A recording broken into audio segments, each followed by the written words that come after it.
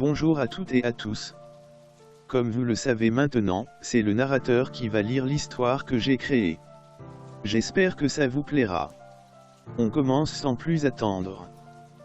Paradis réel ou enfer? Je suis dans un champ de fleurs, quelque part dans ce monde.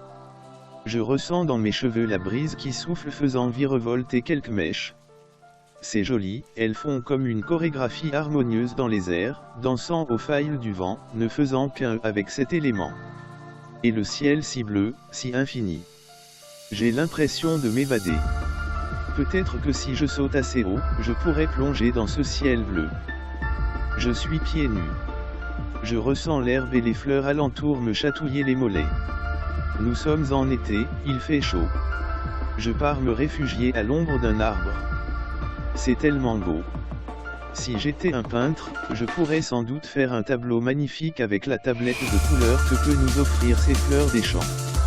Je vois des abeilles faisant leur travail de butineuses. Elles rapporteront pollen à la ruche afin de fabriquer le miel. C'est la première fois que j'en vois. Tiens, là-bas, un papillon avec des ailes magnifiquement colorées. Toi aussi, tu vas butiner des fleurs. Oh, j'entends le tintement des cloches qui approchent. Un troupeau de vaches doit être pas loin. J'entends aussi le chant mélodieux des oiseaux. J'ai droit à un vrai concerto. Je me sens bien. J'ai bien envie de m'assoupir sous mon arbre protecteur. Soudain, j'entends un écho que j'aurais aimé ignorer. Ça y est, mon quart d'heure est terminé. Je sors de la machine qui me permettait de vivre au paradis. Mais là, je suis de retour en enfer. Il y a une population immense qui attend son tour pour vivre cette même sensation. J'ai dû verser plus de la moitié de mon salaire pour vivre cet instant. Nous sommes l'année 2315. La Terre a été dévastée par les grands de ce monde, par nos ancêtres. Pourquoi nos prédécesseurs ne se sont-ils pas battus pour la planète? Pourquoi n'ont-ils pas protégé ce si merveilleux joyau?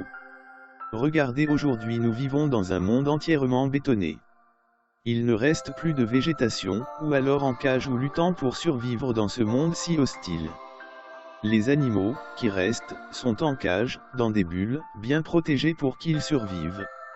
Et nous pauvres humains vivant comme il le peut. L'air étant devenu irrespirable, il faut s'acheter des bouteilles d'oxygène pour respirer. Évidemment les plus riches n'ont rien à craindre. Mais pour les autres, il faut souvent faire un choix, soit manger, soit respirer. En gros, tu as le choix entre mourir de faim ou mourir intoxiqué par l'air impur. Ici, on ne voit pas le ciel. Les bâtiments sont tellement hauts que seuls les plus riches squattant le haut de l'échelle peuvent le voir, pas les autres qui ne peuvent, eux, que l'imaginer. L'espèce humaine disparaît peu à peu. La mortalité est des plus importantes, maladies, famine, intoxication en respirant l'air, cancer, et la fécondité quasi nulle. Et lorsque par miracle il y a un enfant, ce n'est que pour mourir par une maladie où aucun médicament ne fait effet. L'homme se meurt, mais pas la terre qui survivra à notre folie, notre bêtise. Le fait de nous prendre pour Dieu, pour les tout-puissants nous a menés à notre perte. La terre se débarrasse enfin du boulet qui l'a détruite. Personne, dans le passé, n'a fait attention aux alertes pour faire plus de profit. Aujourd'hui, nous le payons très cher au prix de notre vie. Merci à vous d'avoir écouté cette histoire. Je vous dis à bientôt pour une nouvelle lue par le narrateur. Ciao.